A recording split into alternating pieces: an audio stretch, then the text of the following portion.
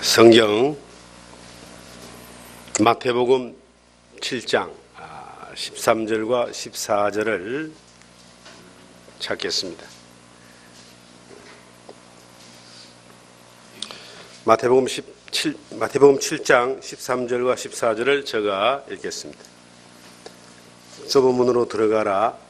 멸망으로 인도하는 문은 크고 그 길이 넓어 거리로 들어가는 자가 많고 생명으로 인도하는 문은 좁고 길이 협착하여 찾는 자가 적음이라. 아멘.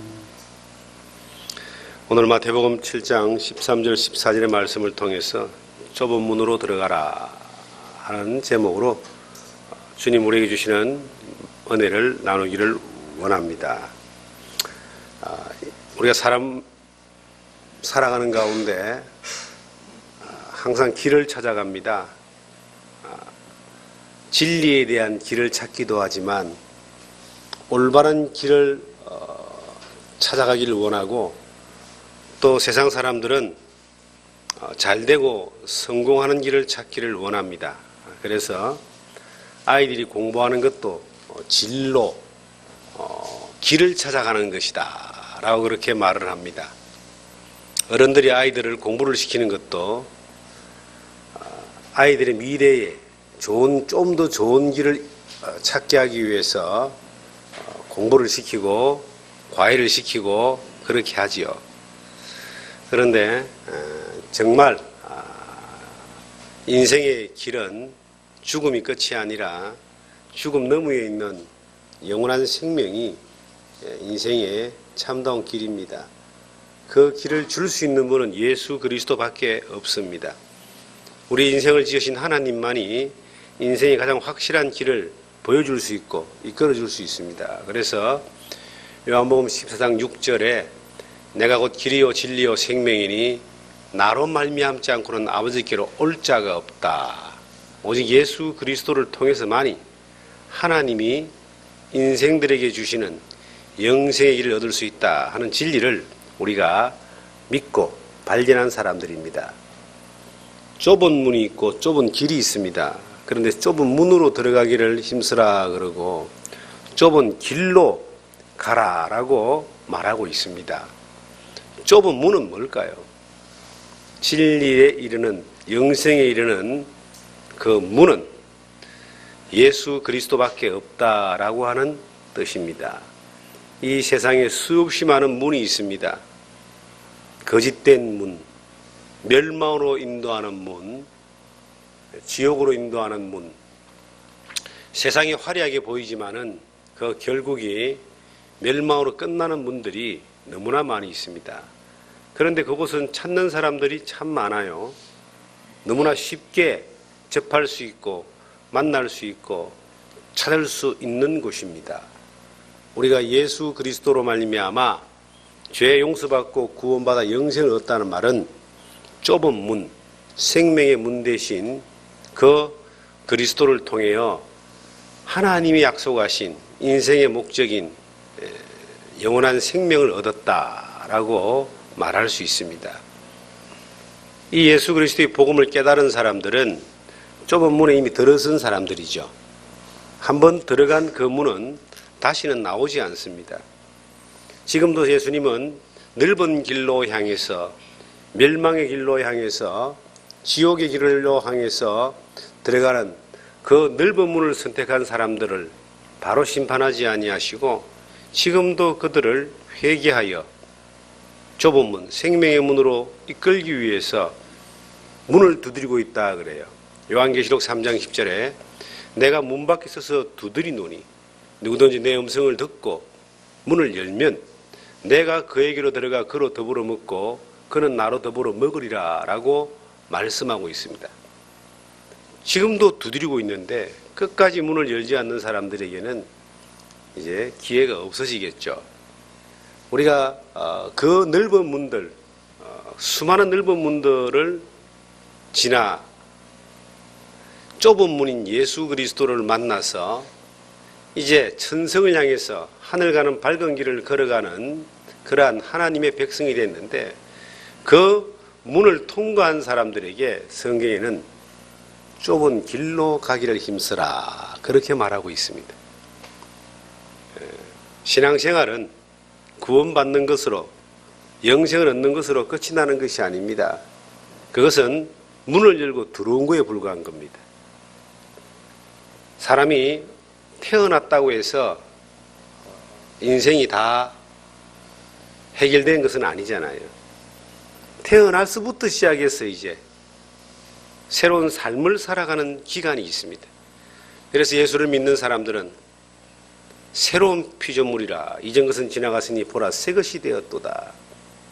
고린도후서 5장 17절에 나오는 말씀처럼 새로운 피조물, 거듭난 새로운 삶의 출발 지점에 서 있는데 그 길 또한 좁은 길로 가라라고 말하고 있습니다. 문을 열고 들어오는 것은 한순간이었지만 그것만 해도 우리는 엄청난 은혜를 받은 사람들이지만 그것만 해도 인생의 목적이 이루어졌다고 말할 수 있지만 우리가 그 좁은 문에 들어오고 난 뒤에 그때부터 시작해서 목적지까지 영원한 천국까지 가는 그 걸음들은 좁은 길을 걸어가는 겁니다. 넓은 길은 찾는 사람이 많고 쉽게 갈 수 있는 길이지만 영생의 소망을 두고 있고 하나님 앞에 서는 날들에 대한 기대를 가지고 있는 여러분과 저에게는 이 땅에 살아가는 이제 삶의 시간들이 하나님 앞에서 카운트되고 하나님 앞에서 결산해지는 것들을 준비하는 시간들이기 때문에 그만큼 힘을 써야 될 이유가 있다. 예수를 믿는 사람들은 하나님의 자녀이기도 하지만 하나님의 집에 부름받은 종이기도 하고 또한 영적 전쟁에 많은 사람들을 멸망으로 이끌고 가는 그 사탄의 영적 전쟁의 현역 군인이기도 합니다. 좋은 군사로 부름을 받았다 그랬는데 잊지 말아야 할 것은 우리가 현역 군인입니다. 십자가의 영적 전쟁의 현역 군인으로 부름을 받았는데 군인이 전쟁을 잘하기 위해서 전투를 잘 치르기 위해서는 끊임없는 훈련과 절제된 그러한 삶의 태도가 있어야 됩니다. 우리나라의 군인들이 만약에 국가에서 군대에서 정해준 그 훈련의 지침과 생활의 그 지침을 무시해버린다면 이 국가는 존재하기가 힘듭니다. 왜냐하면 우리나라 같은 경우는 아직까지 전쟁이 끝난 평화로운 그러한 나라가 아니라 전쟁이 쉬고 있는 휴전의 상태입니다. 1950년 6.25 전쟁 이후에 휴전선을 끊고 휴전을 하고 있으며 지금도 북한은 계속 도발을 하고 있고 호시탐탐 노리고 있습니다. 이러한 때에 이제 군인들이 국가에서 수많은 재원을 투자를 해서 훈련을 시켜서 그들을 무엇을 하기 위해서 끊임없이 훈련을 시키고 있느냐. 전쟁이 일어나고 있지 않지만 지금 전쟁이 일어날 가능성이 있기 때문에 전 군인이 한순간도 놓치지 않고 경계태세를 하고 있고 전쟁을 대비해서 훈련을 하고 있는 것처럼 우리가 영적 군인으로서 이제 이 전쟁터에서 언제 일어날지 모르는 사탄의 공격을 대비하여 훈련하고 절제하고 준비하는 일들을 하지 않으면은 침공을 받아서 망한다는 겁니다. 좁은 길을 간다는 것은 그런 것과 같습니다. 항상 준비된, 항상 대비하고, 항상 깨어 있어서 언제 들이닥칠지 모르는 영적 전쟁에서 방어만 하는 것이 아니라 오히려 공격마저도 해서 그 사탄의 권세에 있는 사람들을 건져 올리는 그러한 일들마저도 하나님은 우리를 통해서 하기를 원하십니다. 그래서 여러분과 제가 이미 좁은 문으로 들어온 사람들입니다. 그런데 이제 들어왔기 때문에 좁은 길을 선택해서 걸어가야만 하는 그러한 사람들입니다. 이 마태복음 7장을 보시면 15절 이하에 쭉 보시면 15절 보겠습니다. 거짓 선지자들을 삼가라. 양이 옷을 입고 너에게 나오나 속에는 노략하는 일이라. 그들의 열매로 그들을 알지니 가시나무로 포도를 모든 또는 은근기에서 무화과를 따겠느냐라고 말하고 있습니다.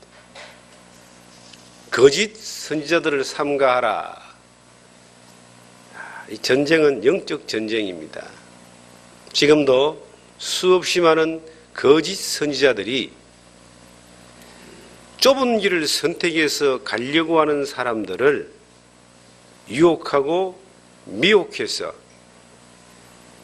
영적 군인의 역할을 감당하지 못하도록 상처를 입히고 죽여버리는 그러한 일들에 혈안이 되어 있습니다.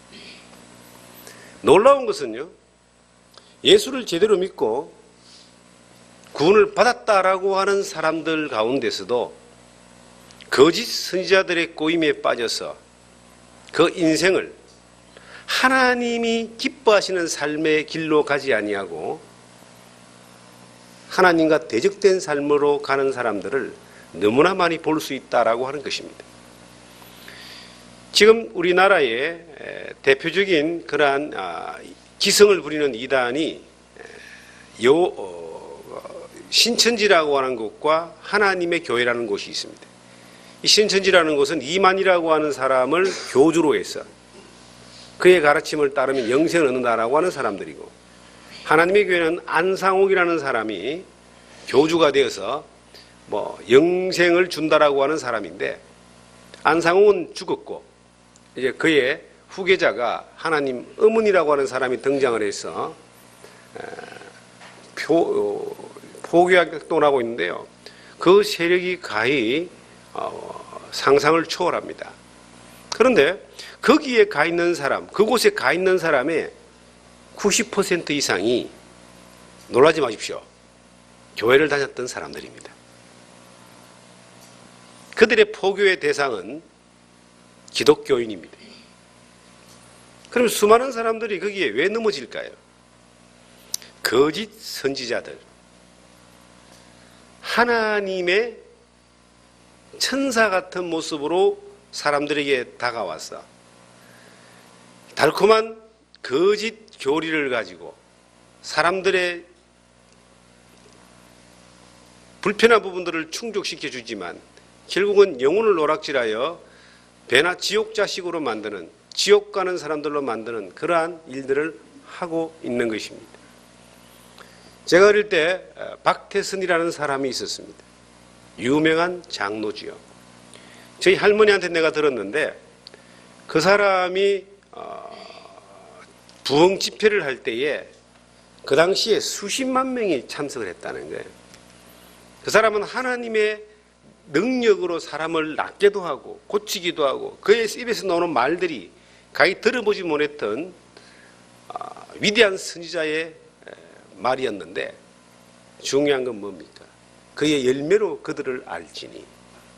결국 그 사람은 자기의 성을 쌓고 자기의 종교단체를 만들어서 자기의 신앙 집단을 만들어 가지고 그 사람들에게 재산을 갈취하고 그것으로 막대한 부를 일구어서 결국은 자기 아들에게 물려줬는데, 그 아들이 그 부를 가지고 재벌 행세하다가 매스컴을 많이 타게 되고 결국은 그도 이제 영생불사라 했던 그도 죽었습니다.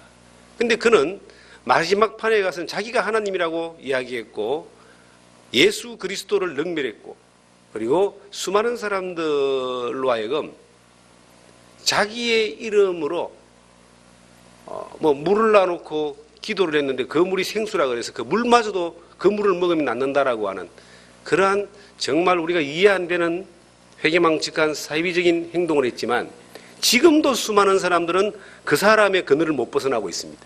지금은 천부교라는 이름으로 그들도 아직도 있습니다. 안상홍이라고 하는 사람은 하나님의 교회, 안상홍이라는 사람은 자기가 영생을 주는 사람이라고 이야기했지만 그가 영생을 누리지 못하고 죽었습니다.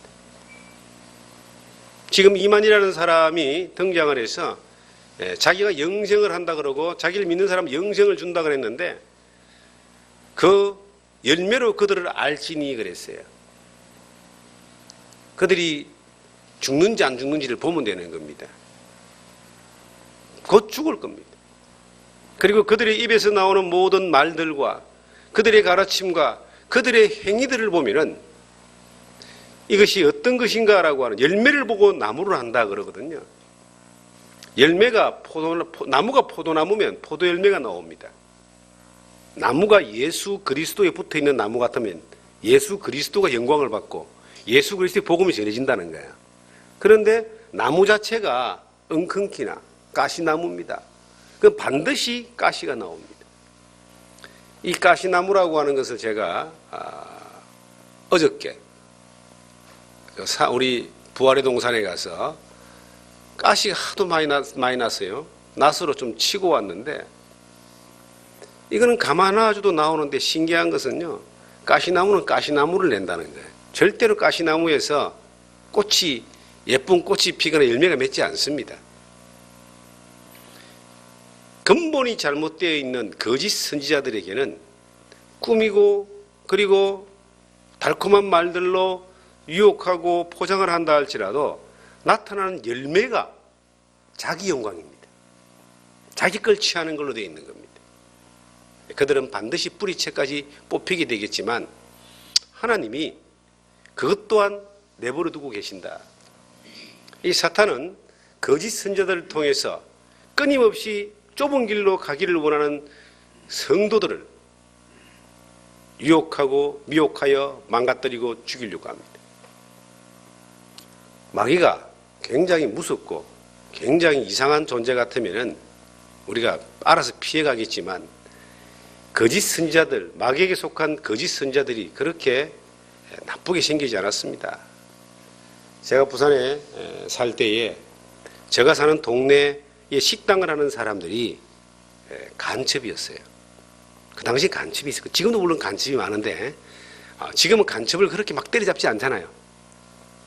그리고 옛날에는 간첩을 잡으면 거의 무기징역 아니면 사형입니다. 근데 식당을 하는 사람이 제가 아는 사람이 간첩이었어요. 그런데 간첩이 간첩까지 생겼겠습니까? 정말 마음이 좋은 사람들, 부부가 다 간첩인데 평범한 사람이었어요. 마음이 좋은 이웃집 사람이었는데 간첩이었어요. 그러면 이 거짓 선지자는 뿔 달린 도깨비처럼 생겼겠습니까? 아닙니다. 고린도후서 11장에 보시면 이 사탄의 종들도 광명의 천사와 같이 그렇게 화려하게 치장을 하는 겁니다. 사람들이 볼 때 천사처럼 볼 수 있는 거예요.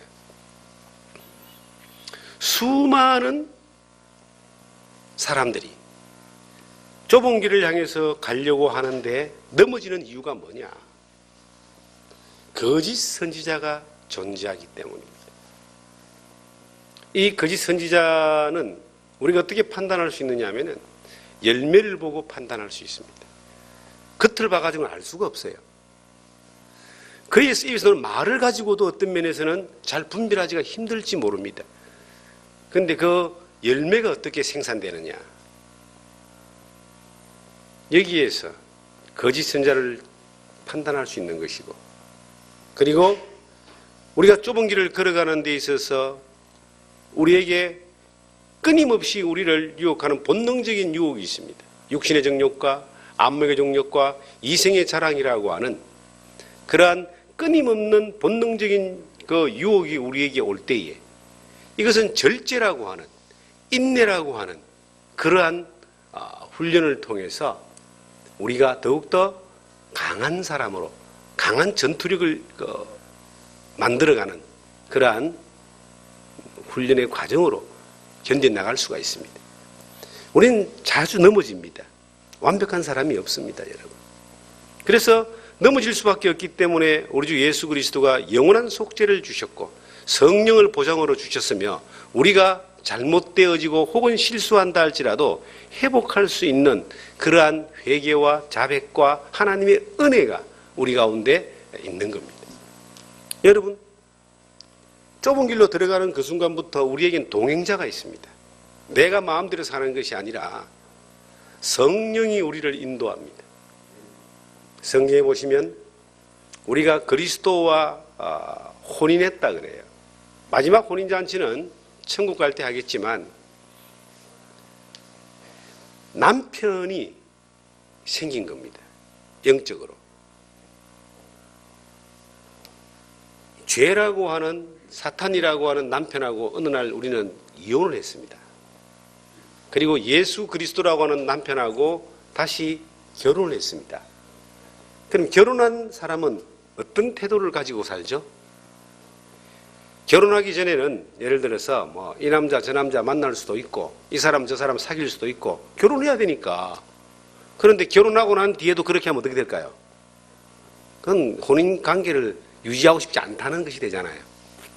우리가 신앙생활하고 좁은 문으로 들어가기 전까지는 이 문도 열어보고 저 문도 열어보고 여기도 가보고 저기도 가보고 해봤지만 좁은 문으로 들어가는 그 순간 예수 그리스도를 만나는 그 순간부터 우리는 이제 결혼이 된 거예요. 그리스도와.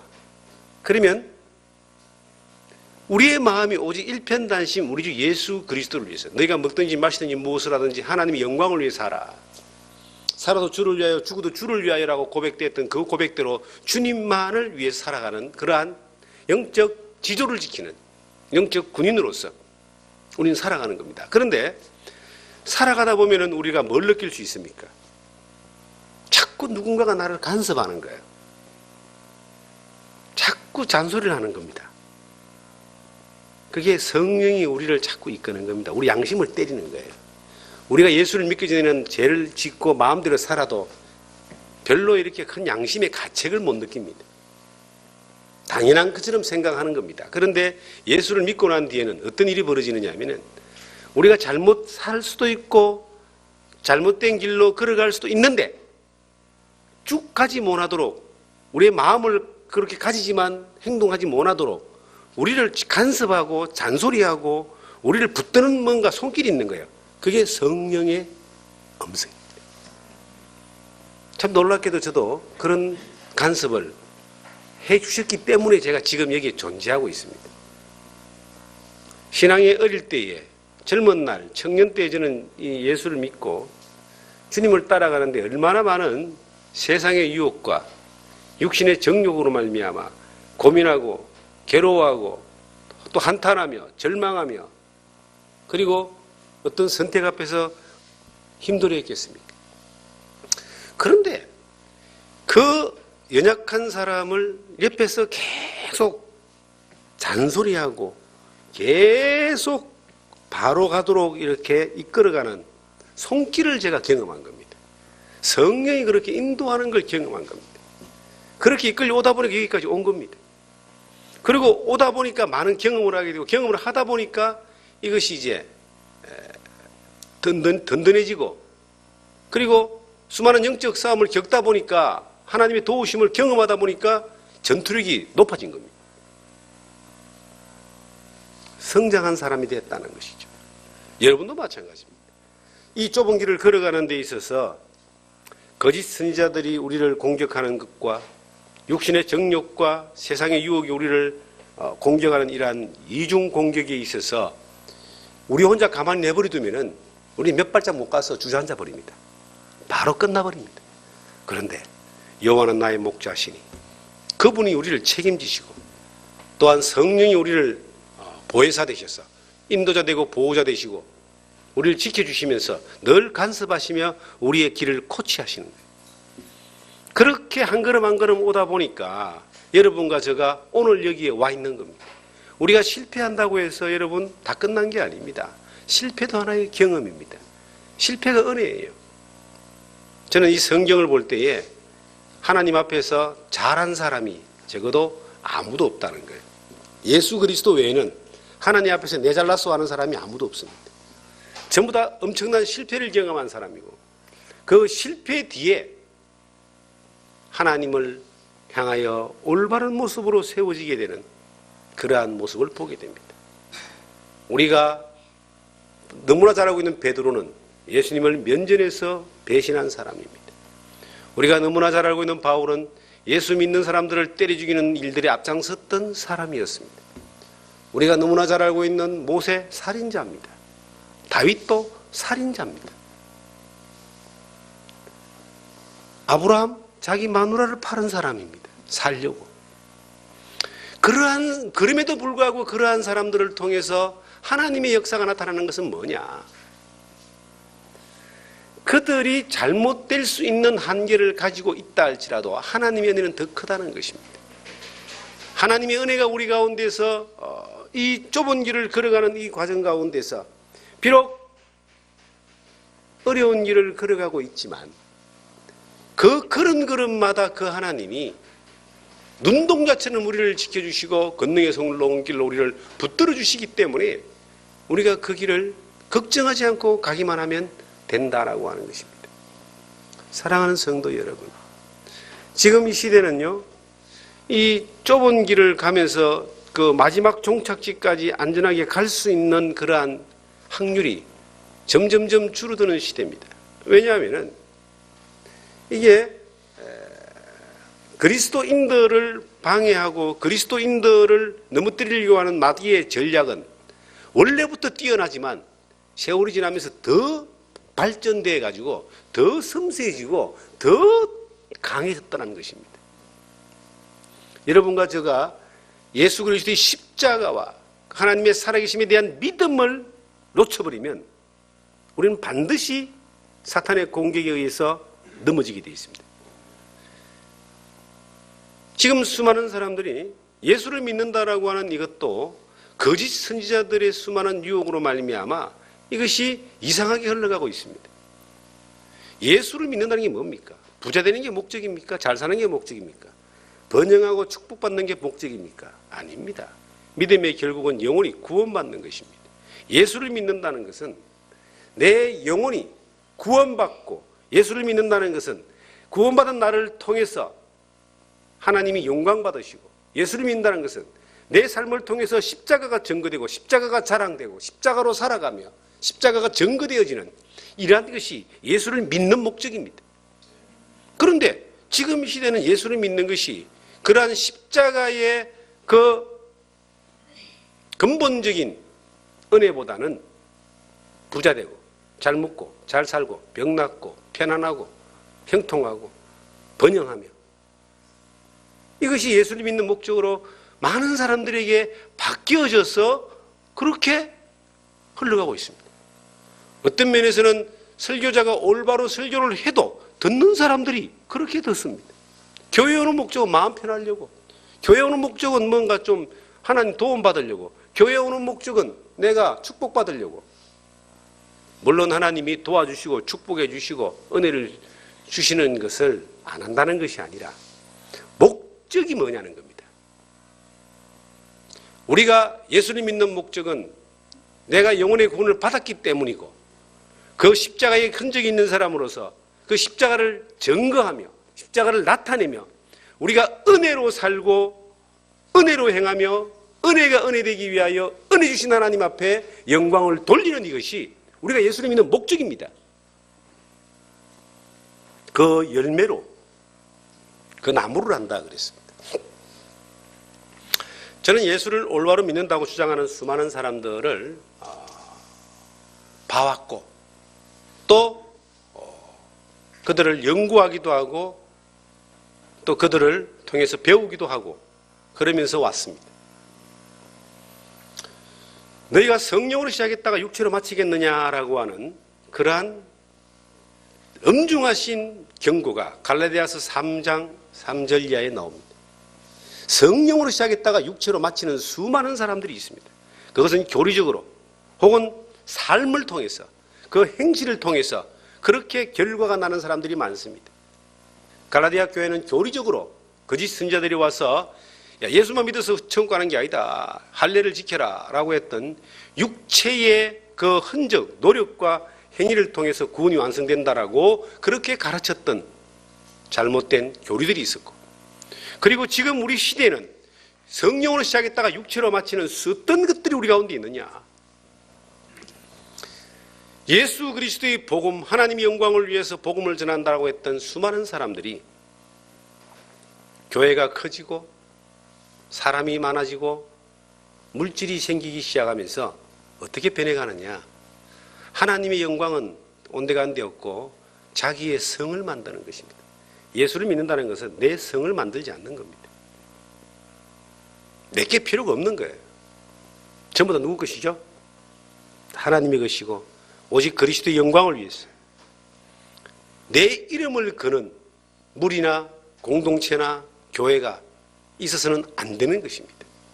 오직 하나님의 집이고 그리스도의 교회, 그리스도의 영광이 나타나는 그러한 공동체가 되어야 되는데, 인간의 속성이라고 하는 것은 항상 자기가 뭔가를 이뤘다고 하면은 자기 이름을 내게 되어 있습니다. 다윗이 마지막에 인구조사를 합니다. 내가 거느린 이 백성이 얼마나 많은지, 내가 점령한 도시가 얼마나 많은지, 하나님이 그것을 죄라고 보신 겁니다. 야, 네가 했냐? 네가 이스라엘의 왕이 되고 네가 이스라엘을 통일하고 네가 이 왕국을 세운 것이 네가 한 거라고 생각하냐? 네가 한 것이 아니라 누가 했다고요? 하나님이 해 주신 겁니다. 바울이 복음을 전해서 아시아의 여러 지역의 교회를 개척하고 13권에 되는 이 신약 성경을 기록하고 수많은 능력의 정인이 된 것이 네가 했느냐?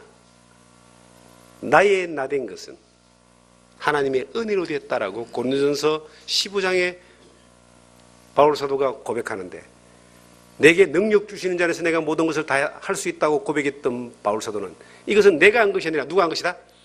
하나님이 하신 것이다라고 믿었기 때문에 바울교를 만들지 않았습니다. 이것이 열매입니다, 여러분. 그 열매로 그들을 안다는 말은 그가 은혜로 시작해서 은혜가 은혜되게 했다는 거예요. 하나님의 영광을 만들었습니다. 우리 시대의 수많은 사람들이 위대한 하나님의 일꾼이 나오면은 처음에는 겸손하게 행하다가 뭔가 된 것 같고 세워진 것 같으면은 이제는 자기 이름을 내기 시작합니다. 자기의 호를 따서 성교회를 만들고 자기의 이름을 따서 제단을 만들고 자기의 거룩한 거대한 성을 만들어서 그걸 권력 삼고 사람을 지배하고 하나님의 이름을 걸고 자기의 영광을 취하는 수많은 거짓 선지자들이 역사에 수없이 왔고 지금도 존재하고 있으며 앞으로도 그렇게 존재하게 될 겁니다. 그러면 저는 그럴 가능성이 없느냐? 저도 그럴 가능성이 있습니다. 그래서 늘 이렇게 기도합니다. 전도서 30장에 보시면 아골이라는 사람의 기도가 나오는데, 내 입에서 내가 평생 두 가지를 하나님 앞에 구하는데 내 입에서 허탄한 말을 제하여 버리시고, 첫째는. 둘째는 나로 하여금 가난하기도 말게 하옵시고 부하기도 말게 하옵소서. 내가 가난해져서 하나님 이름을 욕되게 할까 싶어 두렵고 내가 부하여져서 하나님을 모른다 할까 두렵다. 그 옛날 3000년 전에 한 성도가 하나님을 향해서 기도할 때에 허탄한 말을 제하여, 책임지지 못한 말, 진리가 아닌 말, 헛된 말, 인간의 어떤 욕정에서 나오는 말들을 좀 제하여 버리시고, 다른 말로 하나님이 시키신 말만 좀 하기를 원한다는 겁니다. 구약시대에 하나님이 이스라엘 민족 가운데서 제사장을 세웠습니다. 그들에게, 그 제사장에게 이제 피를 뿌리는데, 짐승을 잡아서 피를 뿌려서 이제 그 제사장으로 세우는 임직식을 하는 거예요, 쉽게 말하면. 그때 이 피를 혀에 바르는 겁니다. 귀에 바릅니다. 오른손 엄지에 바르고 오른발 엄지에 바르는. 왜 그럴까요? 하나님의 말만 들으라 이 말이에요. 하나님의 말만 하라는 겁니다. 하나님의 일만 하라는 겁니다. 하나님이 원하는 데만 가라는 이야기예요. 그게 하나님이 요구하는 하나님의 일을 하는 사람에 대한 태도입니다. 그래서 그 아굴도 그랬던 것 같아요. 허탄한 말을 제하여 버리달라. 하나님이 하게 하신 말만 하자. 그리고 가난하기도 말고 부하기도 말자라는 말은 뭡니까? 인간의 속성은요, 가난하면, 너무 가난하면 어지간한 사람은 하나님을 원망하게 되어 있습니다.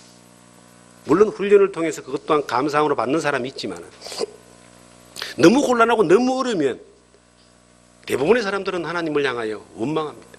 그리고 하나님의 이름을 욕되게 할 수 있습니다. 무엇보다도. 그런데 너무 부하면 더 문제가 생깁니다. 하나님 이름을 욕되게 하는 것이 아니라 그 너머에 있는 하나님을 모른다고 하는 거예요. 가난해가지고 하나님을 모른다 하지는 않습니다. 어려워가지고 하나님 모른다 하지 않아요. 가난하고 어려우면 어떻게 돼요? 하나님 원망하긴 하지만 어떻게 됩니까? 하나님 더 붙들게 되잖아요. 근데 부자가 되면 문제가 달라지는 거예요. 부자가 되면 하나님 모른다 할 수 있습니다. 다른 말로 하면 내가 생각 속에 하나님을 모른다가 아니라 삶 속에서 하나님이 필요가 없는 거예요. 저는 성경을 보다가 하나님하고 맞짱 뜨는 신이 하나 있는데 그게 금송아지라는 걸 발견했습니다. 모세가 시내산에 올라가서 40일 동안 안 내려오니까 이스라엘 백성들은 바로 금송아지를 만들었습니다. 하나님이 친히 말씀하시기를 하나님과 재물을 겸하여 섬기지 못한다. 세상을 사랑하면 하나님의 사랑이 그 속에 있지 않다. 하나님도 인정하신 거예요. 세상에 너무나 많은 것들을 가져서 하나님을 모른다는 삶을 사는 것이 지금 우리 시대의 현실로 드러나고 있습니다. 지금 기독교는요, 하나님이 거의 필요 없는 기독교라고 또 이야기합니다. 예수님이 어디 계신지 모른다라고 이야기합니다. 교회에 예수님이 없어요.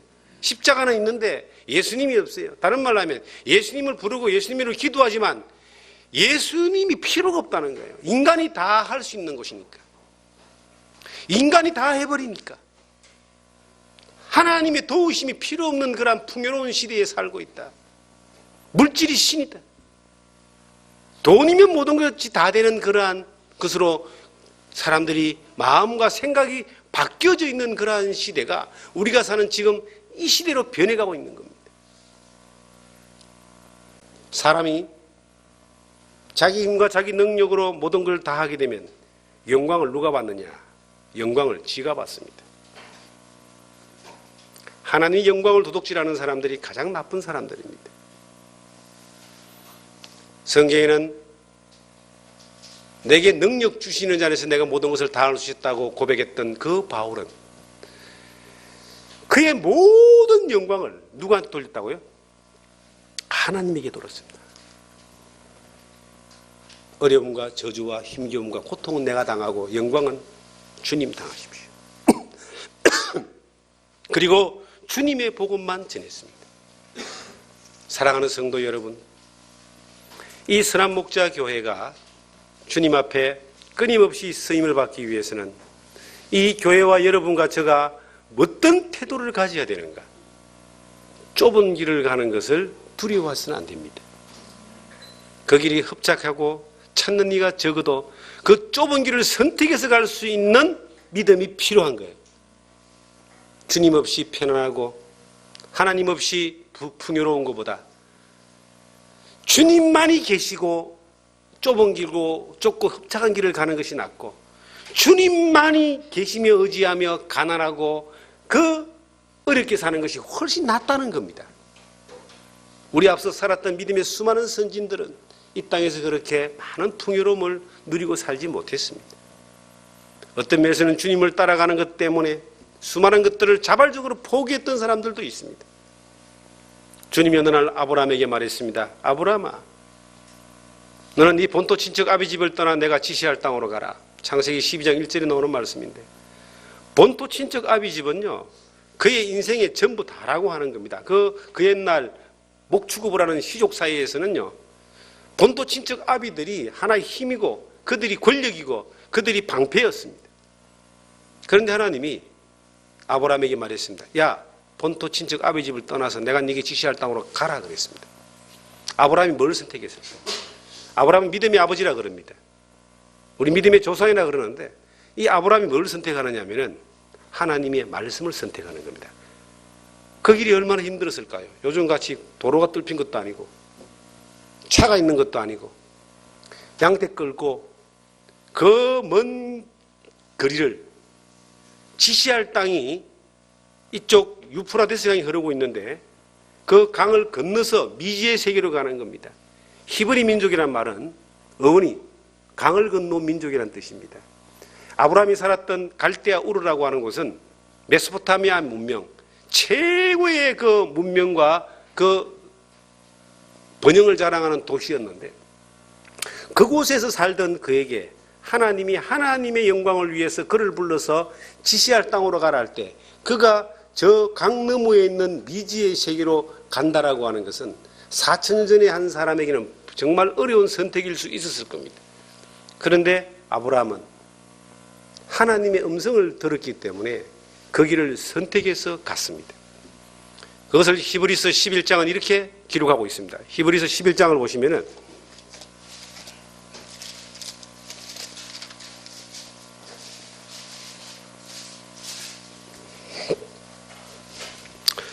8절입니다. 믿음으로 아브라함은 부르심을 받았을 때에 순종하여 장래 유업으로 받을 땅에 나아갈새 같이 읽습니다. 갈 바를 알지 못하고 나아갔으며 갈 바를 알지 못하고 나아갔다. 저는 이 갈 바를 알지 못하고 나아갔다는 말이 얼마나 크게 은혜가 되는지 모릅니다. 약속은 받았지만 무슨 일이 일어날지는 알 수가 없었다는 겁니다. 그런데 누굴 믿었어요? 가라고 하신 하나님을 믿었습니다. 이게 믿음입니다. 저는 우리가 이 신앙생활하고 복음을 전하고 함께 이렇게 주님의 은혜 가운데서 공동체로 이루고 있는 이 선한목자교회가 주님이 말씀하신 목적지는 확실하지만 갈 바를 알지 못하고 가는 공동체이기를 원합니다. 다른 말로 하면 우리가 준비하고 만들어서 가는 것이 아니라 하나님이 가라고 한 곳에 가면은 하나님이 준비하고 만들어준 것을 경험하는 교회이기를 원합니다.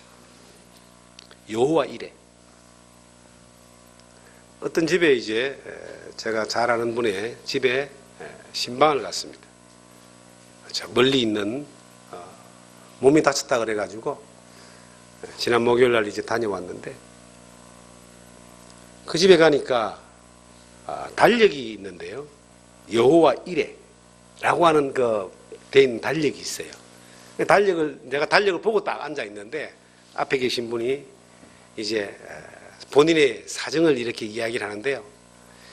염려하고 걱정하고 불평하고 어려워하고 힘들어하고 참 곤란함에 처해 있는 상황을 쭉 설명을 하길래 제가 한마디로 평정을 시켰습니다. 저 뒤에 달력에 다 답이 있네요. 그것이 하나님의 예비하신 것이라고 믿으면 불평할 이유가 없습니다. 우리가 살아가는 삶이 지금 어렵고 힘들 수도 있습니다. 그런데 이것이 우리의 길을 지키시고 예비하시고 인도하신 그분이 준비하신 것이라면 우리는 이것을 어떻게 받아야 되는가? 감사함으로 받는 거예요. 곤란할 수 있습니다.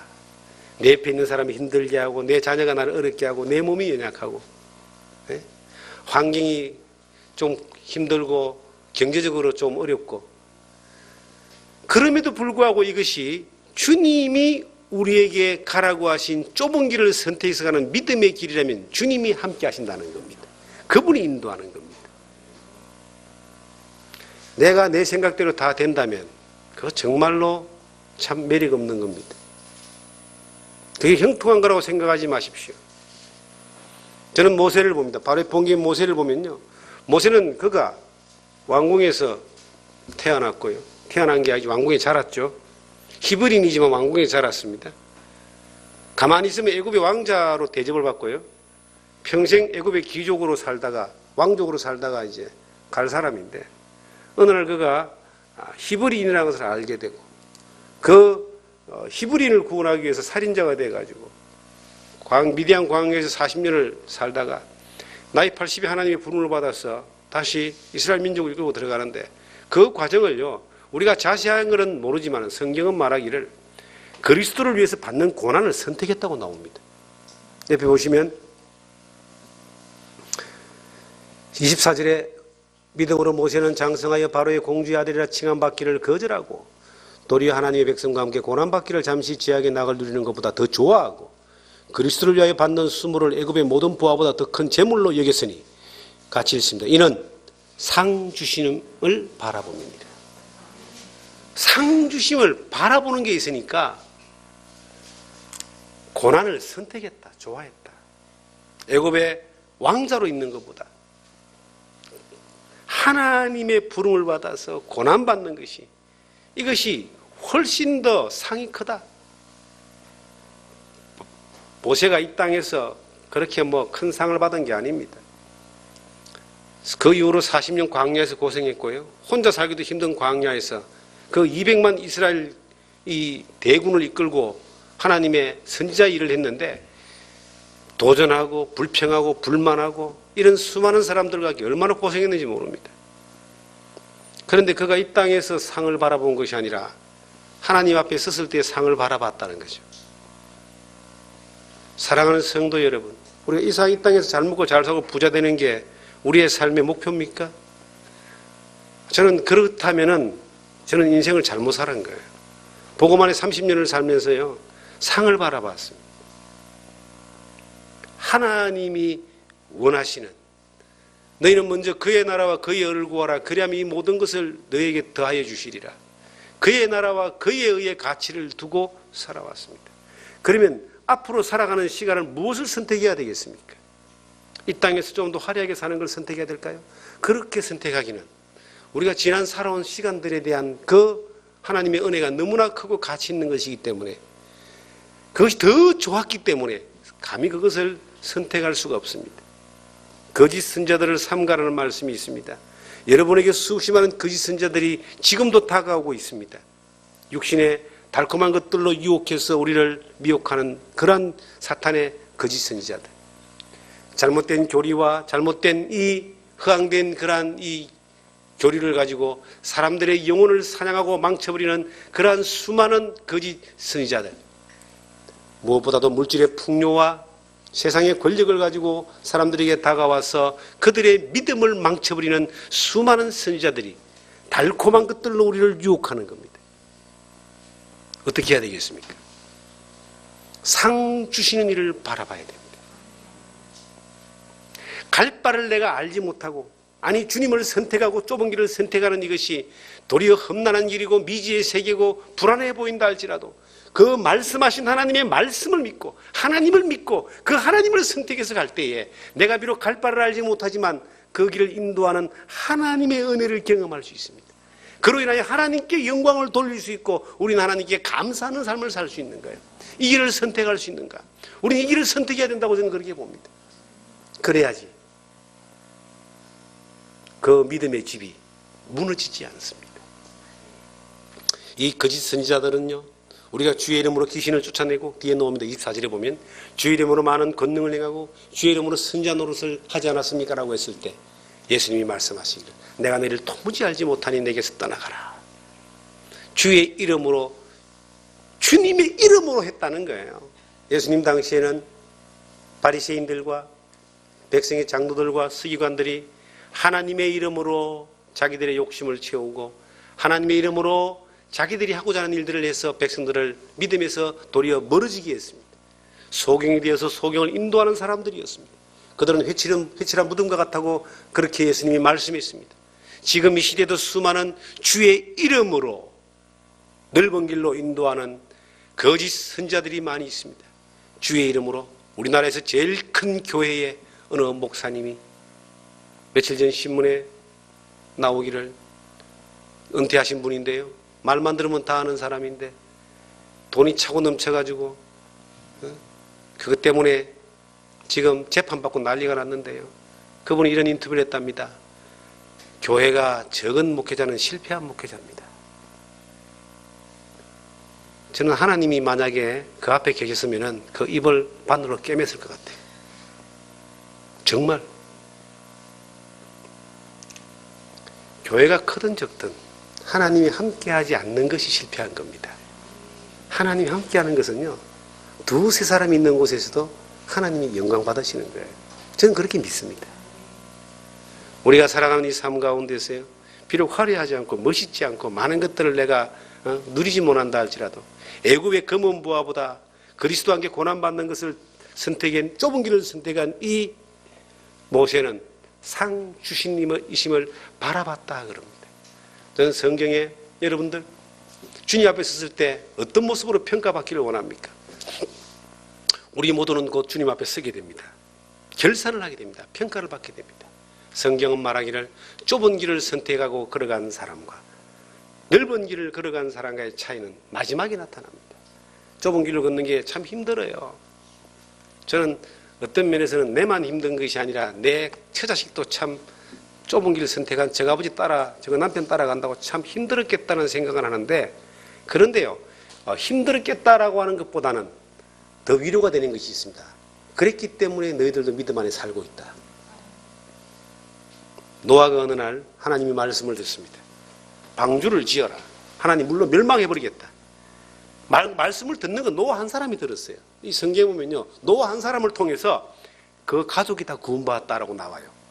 왜 그러냐면 그 노아 한 사람이 하나님 말씀을 듣고 다른 사람은 다 먹고 놀고 비가 오기는 뭘 와, 세상에 뭘 끝나 하고 부어라 마시라 즐겁고 놀 때에 노아 한 사람이 좁은 길을 선택하는 거예요. 하나님의 말씀이 하셨다. 방주를 지으라 했으니까 너희들도 방주를 지어. 그래서 묵고 놀고 탱자탱자 그릴 120년이라는 기간 동안 노아의 부인과 그의 아들과 며느리들은요, 땀 흘리고 힘들이고 고생하면서 방주를 지었는데 그 고생의 결과가 뭐였느냐? 물론 멸망할 때 그들은 살아남았어요. 좁은 길을 선택해가는 이것이 비록 힘들지만은 결론으로 봐서는 이것이 상입니다. 상. 이게 영광입니다. 그 결과를 성경은 뭐라고 말하고 있느냐? 자, 다시 마태복음 7장으로 가보시면 이렇게 결론을 내리고 있습니다. 7장 24절에 보시면, 그러므로 누구든지 나의 이 말을 듣고 행하는 자는 그 집을 반석 위에 지은 지혜로운 사람 같으니 비가 내리고 창수가 나고 바람이 불어 그 집이 부딪히되 무너지지 아니하나니 이는 주추를 반석 위에 놓은 까닭이요 나의 말을 듣고 행하지 아니하는 자는 그 집을 모리 위에 지은 어리석은 사람 같으니 비가 내리고 창수가 나서 바람이 불어 그 집이 부딪힘에 무너져 그 무너짐이 심하니라. 자, 사랑하는 성도 여러분, 마지막 내가 어떤 길을 선택했느냐에 따른 결과는 비가 내리고 바람이 불 때, 어느 날 엄중하신 하나님이 우리를 결산하실 때에 그때 드러납니다. 인생이 얼마나 빨리 지나가는지 우리 앞에 있는 우리 장로님들을 보면은 알게 됩니다. 저분들도 20대, 30대 추억이 있지만 지금은 80, 90이십니다. 저 또한 젊은 날 그 파릇파릇한 때가 있었지만 지금 벌써 아이들도 다 컸고 노인의 반열에 들어갔습니다. 내가 어느 날 서울에서 지하철을 타는데 어떤 사람이 날 보고 자리를 양보해 주더라고. 내가 이래 늙었나? 아직 아닌데.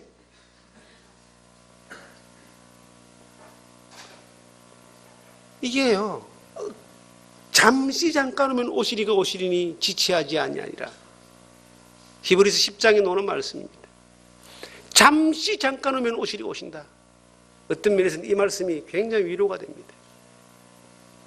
이 세상에, 광야와 같은 이 세상에 좁은 길을 걸어가면서 수없이 많은 일을 겪고 선택해 갈 때에 주님을 바라보며 주님의 길을 선택하는 이것이 쉽지 않고 어렵고 힘들지만 이것이 한 200년 간다면 못할 것 같아요. 사실은 잠깐이면 끝나니까.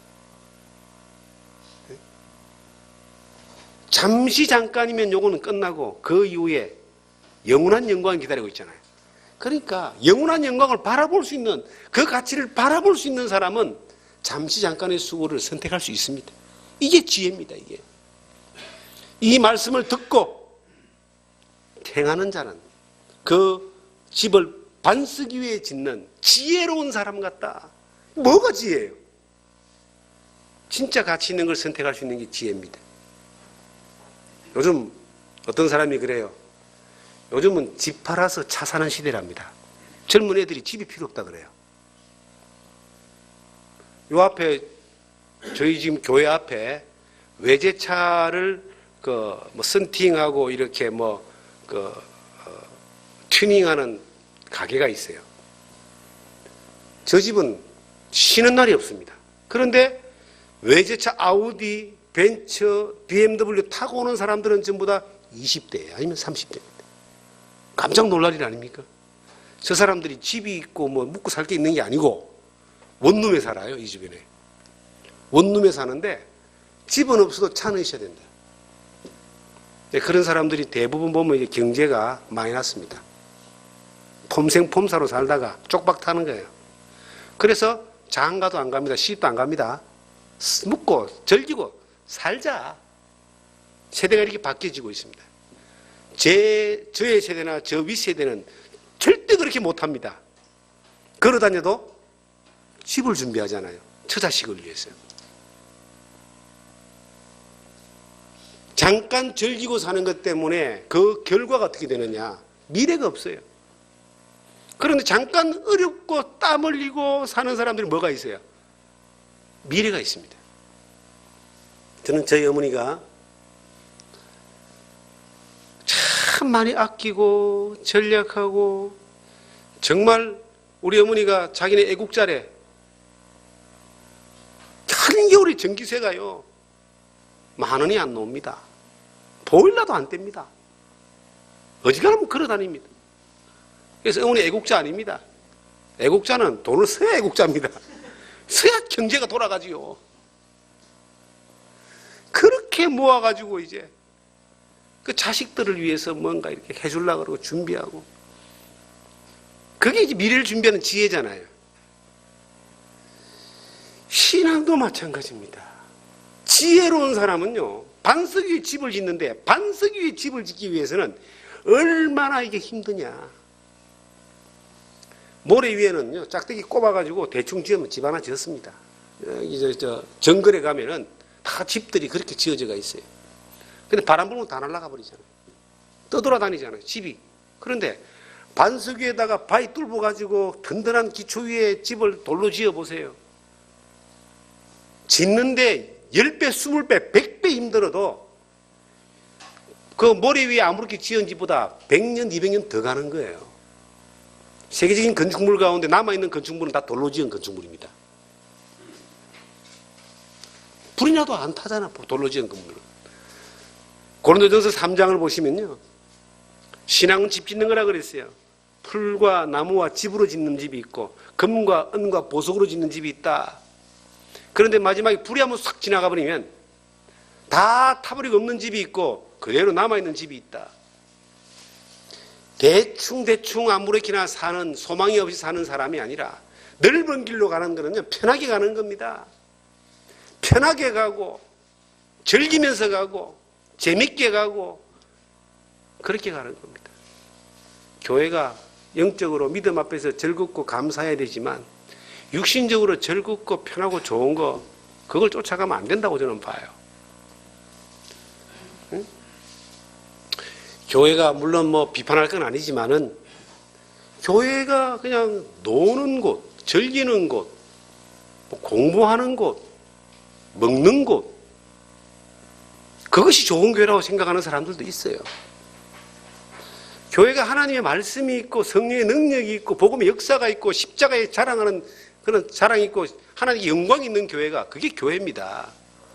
교회가 기도가 있고 말씀이 있는 곳이 교회지요. 그렇게 하나님은 교회를 디자인하셨어요. 세상에서 묵고 마시고 즐기는 건 바깥에서 하시고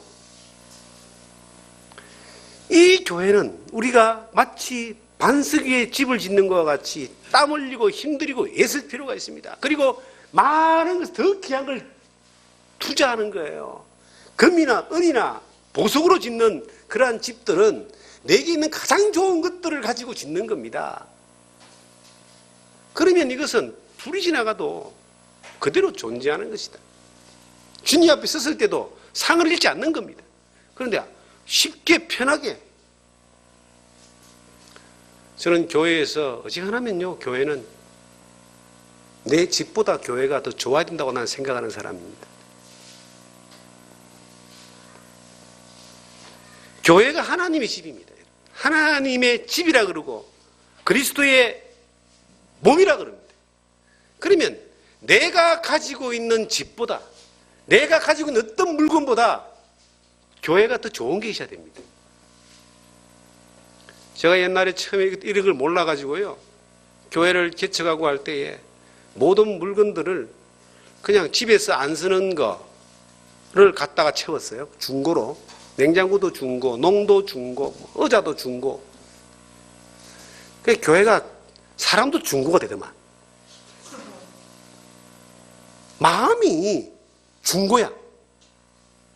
얻어 쓰는 사람은요, 마음이 거지예요. 주는 사람은 마음이 부자입니다. 마음이 거지야. 어느 날 제가 하나님의 교회에 드려지는 거 가장 먼저라는 걸 깨달았어요. 먼저 하나님의, 너희는 먼저 1등. 내가 하나님이 나에게 1등일 때 하나님도 나를 1등으로 보는 것이지, 나는 하나님을 5등으로 보면서요, 하나님은 나를 1등으로 봐달라고 하는, 그건 웃기는 거 아니에요? 그래서 교회에 뭔가 물건을, 이제 필요한 성물이나 물건을 할 때에 저는 중고 사절, 교회는 중고 사절입니다. 어쩔 수 없는 상황에서는 그럴 수 있습니다. 필요에 따라서 그럴 수 있습니다. 헌신하는데. 근데 할 수만 있으면은 저는 가장 좋은, 내 것보다 좋은 걸로, 내가 소유한 것보다 좋은 걸로 이 교회에 드려야 된다. 그게 우리의 마음이에요. 그리고 마음이 먼저 하나님의 것을 하는 거예요. 그것이 반석 위에 집을 짓는 사람의 태도다. 우리가 시간이 남아서 예배를 드리는 것이 아닙니다. 주일날, 하루 일주일에 첫 주일날 예배를 드리는 것은요, 안식 후 첫날이 주일이 되거든요. 모든 삶에 처음으로 하나님께 영광을 돌리는 겁니다. 시간을 계산할 때, 삶을 계산할 때, 우리가 하나님 앞에서 좁은 길을 선택하는 것이, 넓은 길을 선택하는 사람보다 불편해 보이고 불안해 보이고 없어 보이고 혹은 곤란해 보여도 그 길을 선택해서 갔을 때 이것이 지혜로운 길이다. 그것이 반석 위에 집을 짓는 것이다. 평생 주일날 놀러 다니고 돈 쓰고 다니고 여행 다닌 사람하고, 평생 주일날 하나님 앞에 예배 드리고 예배에 참석한 사람하고, 어떤 사람이 결과가 하나님 앞에 상이 있겠습니까? 하나님 앞에 예배자로 있는 사람이 상이 있는 거예요. 여러분과 저의 삶이 정말 주님 안에서 반석 위에 집을 짓는 삶이 되기를 원합니다. 지혜로운, 그리고 하나님 앞에 섰을 때 상을 잃지 않는 여러분과 제가 되기를 주님의 이름으로 축원합니다.